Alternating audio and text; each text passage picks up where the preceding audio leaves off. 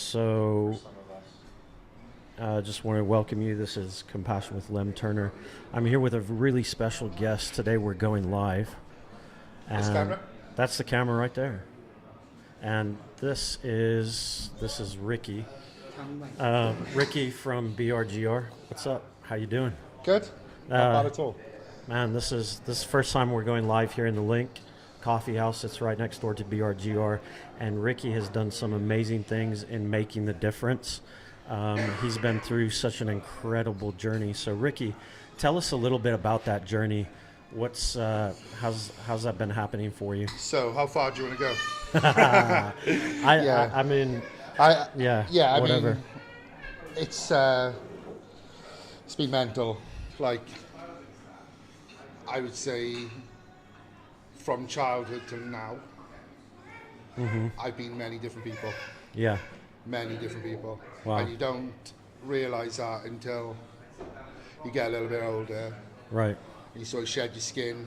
The person I am now from what I was at 30 is completely different, and then to 20 to being a kid, you know? Right. So it's just layers and layers, and I guess you just learn, don't you? And Absolutely. yeah, I mean, I do. I look back now and I think, didn't like myself in my 20s, 30s, working stuff out, 40s, got myself into gear, like, you know? Right. But the journey, I would say the path where I'm on now, from lockdown, Right. is, it's crazy. Like, you know, I can't explain it, and I'm nowhere near at my destination. Yeah. So when you look back on that journey, what moment really defined it for you? Like, when was the moment that you're like, you know what, I'm not going to, I want to make people happy, and I want to make a difference in the food that I prepare for people. So what was that defining moment? Was it in lockdown for you? Yeah. So I sat there. And I thought, and I was like, I just don't know, what to do. I have no way out of what I'm in at the moment. And I just thought the only way that I can do it, and the only way I can be happy, is to start my business. Great. Start a business. Yeah. So the defining moment for me, I would say, is putting the Facebook post up saying I'm starting my business. And the feedback that came back off it, was tremendous. It was overwhelming. Yeah. I remember being numb from it. Yeah. So that moment, you were, when you start getting all this feedback, it probably really encouraged you that, hey, I'm making a difference in the food that I'm making for the community. Absolutely. And stuff like that. And so, I'll fast forward like a month into it, and I put a post up on Facebook. The company, the name I called it was Purple Sage Kitchen, and I remember that. There we are. Yeah, so, before it became BRGR. That's right. Yeah. Yeah. So I was cooking from home. I was making sausage rolls and things like that, and I was with my daughter. Wait, sausage rolls? You're making sausage? Yeah. Do you know how to make a sausage roll? I have no idea. Just push it down a hill. That's a good way, yeah. But anyway, you could probably make me into a sausage roll that way too. Well, yeah. Anyway, So I put a post up anyway, because obviously we were in COVID. People were struggling, right? Yeah. I put a post up. I said, I'm selling food, but I'm also giving food away. Right. If you're struggling, drop me a private message, and I will bring you food. And I didn't have as many as I thought I would, but I had people and families with kids all over South Wales messaging me. No way. I said, this is strictly confidential. Do not comment. Right. Just private message me to But save we're the hungry, we embarrassment. need food. We're hungry, we need food. And it wasn't the homeless people, and it wasn't that, and it was just everyday people. Everyday families. Wow. So I would take it, I would drop it off, and I'd go, and I'd bounce. Wow. You know? And I mean, for me, that was huge. I do little things. I've never really spoken about it, you know. Right. I've never really told anyone that. You Yeah. know, obviously, that was 5 years ago. I haven't Right. spoken about it since, you know. Right. And then there was another instance where my daughter Maddie was young. I was like, okay, right, we need to do something. I need to teach you something, and we also need to help people. Yeah. So we just made up 20-pack lunches, got on a train to Cardiff. You know, I Right. got all the photos and the videos. It's amazing to see. And she was just handing these people food at the, you know, the age Yeah. of like 6 or 7. You know, Wow. Still remembers it to this day. That's amazing. So. So sausage rolls to burgers. Absolutely, sausage rolls to burgers. So, what I will say, like, I'll be honest with you, and I'll put my cards on the table. Like, you know, people say that I help a lot of people, Are you listening to this? but you know, we got it on live. yeah, I help a lot of people. I don't help as much as I should, really. Yeah. I'll be honest with you. You know, Yeah. like.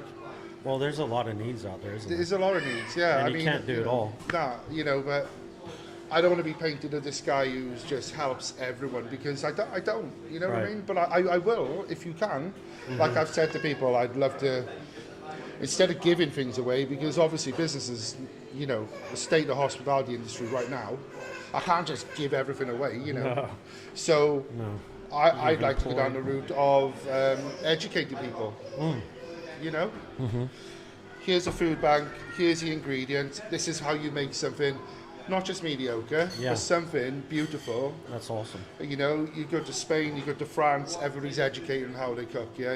You know, I've got Ukrainian staff in there, okay? Yeah. They know, they're so knowledgeable about food. Right. It's unbelievable. Like, Wow. they, you know, they're cooking me things, and I'm like, wow. How does Yeah. You know, they're brought up with it, like, Right. you know, and we haven't got that here. Yeah. And let's be honest, we don't have it, you know. We're not educated. Everything's out of a packet. Yeah. But if you look at the UK and the ingredients that are available, you know, we've got spuds, we've got veg, we've got meat, we've got the best lamb in the Right, world. right. You know, we've got everything. And we've also got a multicultural society Right. that can educate us and make, you know, work with spices and stuff, you know. That's awesome. So if we put all that together, the UK, you know, we could be like Phenomenal. France, like Spain, like Yeah. the European countries where you're brought up around food, around the kitchen table. But it's not the case a lot of the time. People are eating food on their lap in front of the TV and it's put in Yeah. the microwave, you know. Yeah. That's the real... Grab something really quick, pop it in the Yeah, because we're all We too call it busy. here We're poppity all ping. too... Yeah, exactly. Poppity bing, yeah. and That's then go on. Yeah, it's the busyness. But what is something that people they assume about your story, but that isn't actually true? Well, I think a lot of people think I've got a lot of money. You know what I mean? Yeah. I mean, because yeah. you're selling like That's tons it. of smash burgers every single they're day. driving past it going, Ricky's whoa, loaded. look at that, Yeah, you know? yeah. But the fact is, I had a shacked out car for 6 years, and I've only literally just, you know, got myself a nice one, which I'm paying off monthly, so Right. I didn't have the money to buy it up front. Wow. You know, like, if you look, so yeah, people think I'm loaded, you know, Yeah. and I'm not, nowhere near. So I'd like people to know that if you start a food business, prepare to be skint for a long time, but if you love it, just crack on, like, you know. That's right. But yeah, I would say that, and yeah, I don't know. It's a tough one, really. But maybe they don't know the grit that I've got as well. Yeah. You know? The drive, Well, yeah, it's the fact that like it's easy when things go right. I think so. Just a little backstory here. You started across the road from us, from the coffee shop here at BRGR. Yeah. I think we were getting started around the same time as you, and you grew and grew, and he was just selling burgers, and people were coming from everywhere in South Wales, and they still are. But then he moved just recently in December to a bigger place across the road, which is right next door to us. Yeah. And I remember, I think it was a Sunday morning, I was coming to church to turn on the heating so that it would be warm for everyone. and it was like 6 a.m. and I remember seeing you walk out, and you were, I could tell you were like dazed, and like, because you were working overtime, you were just like, I'm gonna get this place open, I'm gonna graft, I'm gonna do it with grit. Yeah. And I'm gonna give it everything, and it's taken blood, sweat, and tears It has, and for him to do this. probably, and thank you. I appreciate you noticing that, because I know. yeah, I was mean, praying for you. Thank you very much. Well, it worked. I was. I know that's funny, but I was. I appreciate that a lot. Yeah. And that was the most difficult thing I've ever done in my life. Yeah.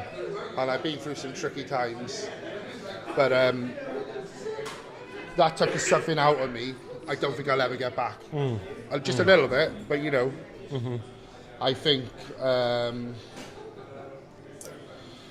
yeah, it was too much. You know, it was way too much. Yeah. And but that's the grit that you're talking about. You know, I think when you're talking about compassion, how to make the difference, a lot of people they're like, oh yeah, that word compassion is great, right? yeah, It's like everyone needs compassion, everyone, you know, but sometimes it takes a sacrifice. Sometimes it takes the true grit to be able to make the difference in people's lives. yeah, And you're like, you know what, I'm not just expanding, but you're like, I'm creating a new seating place so that I can invite more people into my space. Okay. Everyone would look at that as like, oh, he's wanting to make more money. We've already heard this guy's not minted, but it's the passion that's turned compassion for you into that grit. And absolutely. saying, you know, when someone takes a bite of my burger, I want it to make a difference for them that day, you know? Absolutely. And, you know, I think you've told me that before. So that goes into the grit. That's what it's all about for me, right? Yeah. So I always try and explain this to the staff, right? It's, for me, right, it's about the man walking in off the street, right? Never really heard of us, yeah? He's on his own, he comes in, you know, the guest greeted and the girls are like, oh, welcome to BRGR, what would you like? He's like, I just want a burger, guys, I just want a burger, right? Right. And then I look at him, and I've done this so many times as well, I look at him and say, leave it with me, right? So I make this burger, Yeah. and he sits down, right? And I know what's coming. So I'm looking at the burger, and then he takes a bite, and he's just like, Wow. and Yeah. that for me is everything. Yeah. It's just the working man that's walked in off the street. Yeah. You know, he's Yeah. had burgers all his life, from the burger van, from McDonald's. Yeah. You know, it's just a burger. Yeah. But he has this, and it's like, No. you know what I mean? There's nothing like Yeah. a Bridgend local Knowlton Street BRGR burger. What's that? What's the name of that big box that you guys do? So we got the King of Kings. The yeah. King. That's my go-to, and you can see the size of my six pack right here, but that Mine too. thing is But a you never beast. trust a skinny chef, yeah? That's right. You know, it's true. That's awesome. Well, what is something, a lesson in this journey that you can tell the viewers today that you wish you learned before, but something that they can hang on to and go, like, say there's someone out there in South Wales or around the world that wants to open up their own restaurant or their own place. What is a lesson that you wish you would have known beforehand? You need to be more savvy with the business, and unfortunately, I wish I knew a lot more about money management and cash flow way before I did, because it was all about the product first, you know. Yeah. But you need these things. You can't take shortcuts with. You need to know them, and you need to know the right people as well. I say in business, and this isn't me making this up, it's people that are a lot older and a lot more experienced. Business is a people's game, you know? Yeah. Your kind of people, tradies, people around you, other small businesses. Right. And they like you and they trust you. Mm-hmm. They will do things for you that you would never, you know what I mean? And you've got to give that back, obviously, you know? Yeah. So, fortunately for me, my food you know, these guys, these builders and stuff, they come in, Yeah. and I feed them, and they just got grins on their faces, you know. Yeah. Yeah. So for me, yeah, the business side is something, and you know, if you're not good at it, you know, there's people that are, then can Get come someone in on your business. team. Yeah, get someone on your team, because Yeah. that's what I did, you know. Right. Right. I have a silent partner. He doesn't like to be named. We all know who he is, but doesn't like to be named, like, you know. Right. So, yeah, I mean, he's a mentor. He's flying. He's a big businessman, but he knows what he's doing. He's switched on. Like, so if I'm ever in a spot of trouble, or I'm a bit of a liability, you know, with things and paperwork and stuff, he's on it.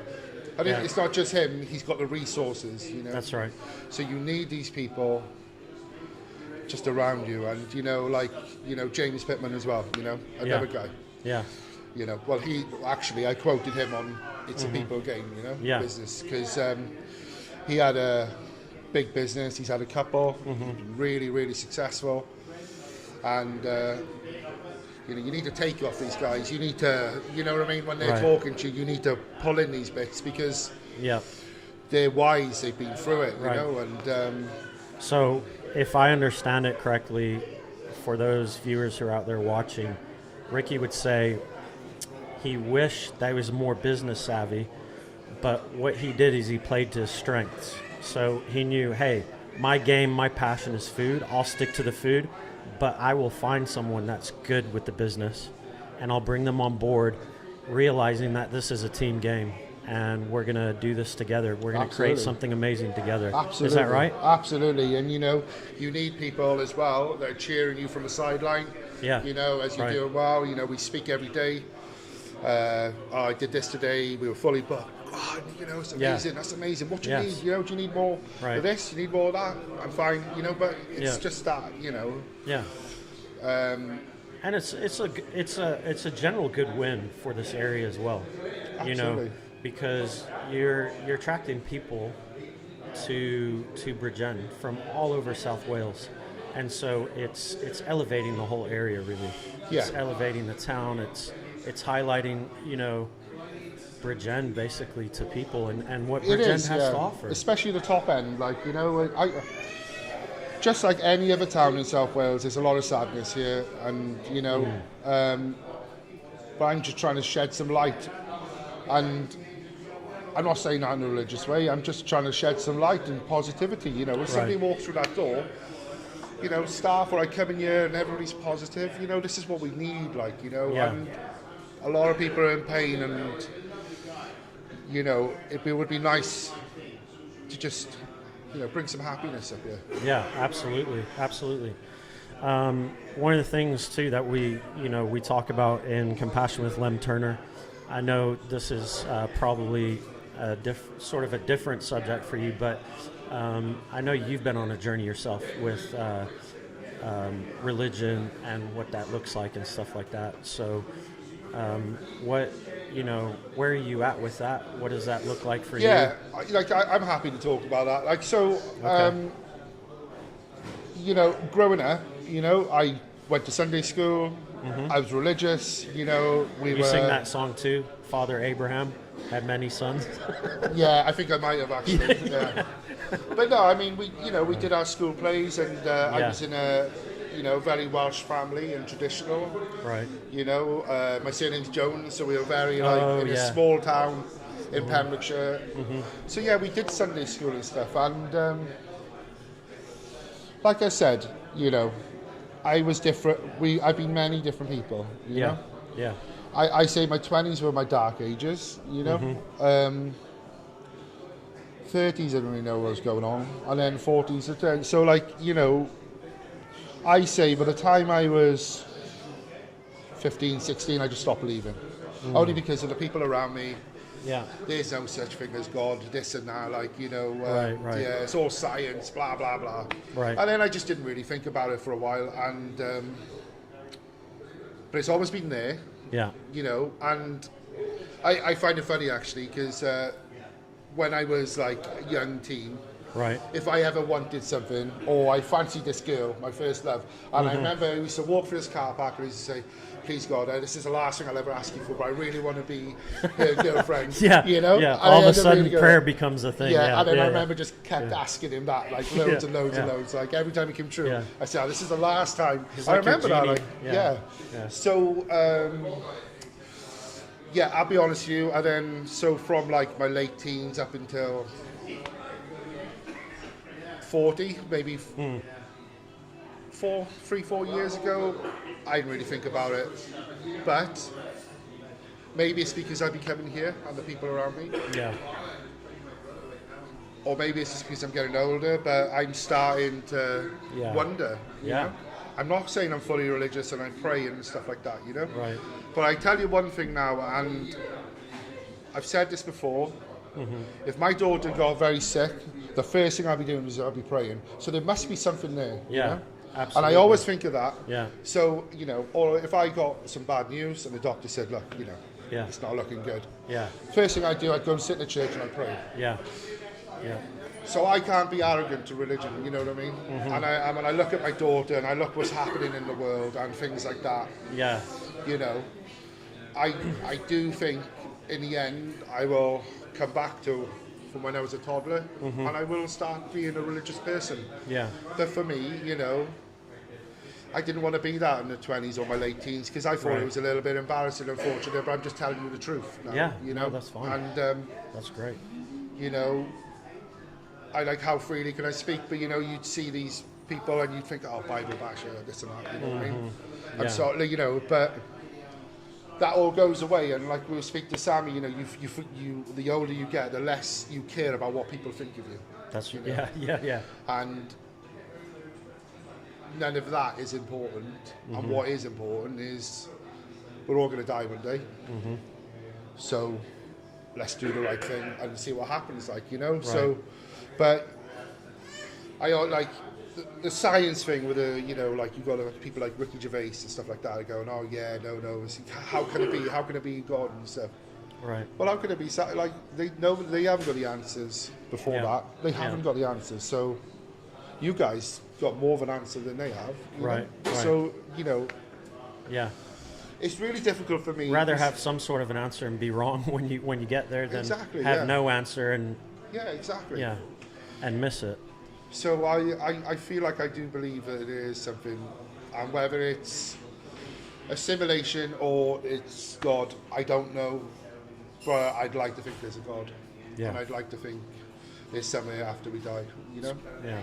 Because I tell you one thing, I used to be petrified of dying, and I had to have counselling because of it.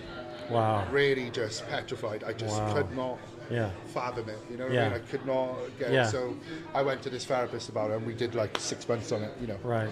That's another thing I haven't told anyone. Yeah, wow. But yeah, so, but again, just, you know, with time, you sort of just ease off of it, don't you? Yeah. So yeah, I think give me a couple of years. I just don't know. It's like with religion. Like I see you as a very religious person, right? But that is your whole life as well, isn't it? Yeah. I don't want it to be my whole life. I just want it to be part of me, you know? Okay. Does that make sense? Yeah. So. Yeah, you don't want to be a vicar or a pastor. Or no, I just, you know, it'd be nice to believe in something and, you know, and pray to God and do whatever he needs and whatever, you know, but I can't be perfect as well, you know? Yeah, well, I'm not perfect, even though you look at me and you think, oh, he's perfect. I'm not. No, I'm not I know 100%, that, but, and that's great. And this is what I like about you, Lem, is the people around you. They've all got some sort of past, you know, like Sammy, you've got, you know what I mean? And they come here and they're the most polite, beautiful people. Yeah. And they're talking nicely and you're just pouring out your souls. Love that. Yeah. And we need more of that. Yeah, that's right. Men world. need to talk more, 100%, you know? Yeah, that's great. Well, you don't often get to do this because most of the time you're behind the counter somewhere making amazing food and burgers and things like that. But I'm going to give you the opportunity. What is something that you're proud of that you don't say loud and very often? now's your chance to shout it out. What are you proud of? Okay, so 2017, I had a mini breakdown. So another counselling bout, and Yeah. they told me to write in a book a list of things you want to achieve. Yeah. So I went to that book, and I've looked, and I've achieved most of them. Wow. So business, Yeah. you know, things like that, and stop smoking, Yeah. you know, just little bits and bobs like that. Right. But for me, that was massive because that was a Yeah. really, really You dark time, accomplished something, and I yeah. did not think I could get out of that time. Yeah. You know, Wow. I was so unhappy. So I've wrote it, and I still got this book, which I'm going to give to my daughter down the line, a long time from now. Wow. So yeah, I haven't achieved everything in it, but the Yeah. main points I have. Right. And, you know, there was things like, you know, the biggest thing for me was I hated myself. Hated the way I Wow. looked, hated the way I was, Yeah. you know. Yeah. But I actually love myself, you know. Yeah. You know, and Yeah. I love what I'm bringing to the table in life. You Yeah. know? So That's things good. for them are massive, and I'm proud of myself, you know. That's good. Yeah. That's good. You know, things, obviously, you know, the score, things aren't perfect, and every day's a struggle. Right. But I'm in the best position I've ever been in, Yeah. you know. And now, you've seen how hard I work. Yeah. Now I can trickle back a little bit Yeah. and spend some time with the family Yeah. and be able to do the Wow. right thing. That's incredible. That's just amazing to hear that, you know, that you are proud of yourself, because I believe there's people out there right now that could be watching this or later on watching this, and they need to know, like, hey, you know, it's okay to take some pride in yourself. Absolutely. You know, Yeah, absolutely. and to, I think for you, the difference was writing down those goals, those objectives in your life, Yeah. and saying, hey, I have something to aim towards. Absolutely. Yeah. I mean, if you're ever struggling as well, look into mindfulness as well, because it's an absolute game changer. Because I tell you, the one thing that people worry about is they get these bad thoughts, Yeah. don't like themselves, they attach themselves to those thoughts, Yep. they think they're the worst person in the world. Yeah. But what mindfulness will teach you is just let them go. Just look at them, you know, they just, and then they'll just go, and more will come in and go. But it doesn't define you. It does Yeah. not define you. That's right. And so you'll get these intrusive thoughts, you'll get this self-hatred and this and that. But genuinely, you are not those. Yeah. You know? Yeah. So I generally look into mindfulness and cognitive behavioral therapy as well as another one. You know, write it all down, look at it. Yeah. What can I do? How can I solve it? Yeah. Because, you know, you're all beautiful people. Like, you're probably in a, you know, some of you are in a dark spot, but like, trust me, if I can do it, you can do it. There's ways out. That's there. right. But it's not easy. I Yeah. promise you that. Yeah. You know, but Yeah. it depends what you want to do in life. You know, some of you just, you know, some people just want a job. They're That's just right. walk in and they're Yeah. happy. And Yeah. that's fine, you know. Yeah.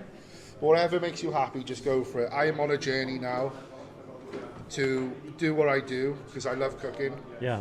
And but yeah, anyway, back to that. Yeah, just look into mindfulness and just remember is go to the link. Come to BRGR. If you're Yeah. ever in a dark spot, just come see us. That's right. Genuinely, like, Yeah. you'll get a big hug from me and my staff, and well, the link And you'll a get good- something even Good more juicy special. burger. You know. That's awesome. Big juicy burger, yeah. And So where can people find you on socials? Where can they come visit your restaurant? okay, so top of Norton Street, Bridgend, Yeah. next to the Link Coffee House, 79 Norton Street. So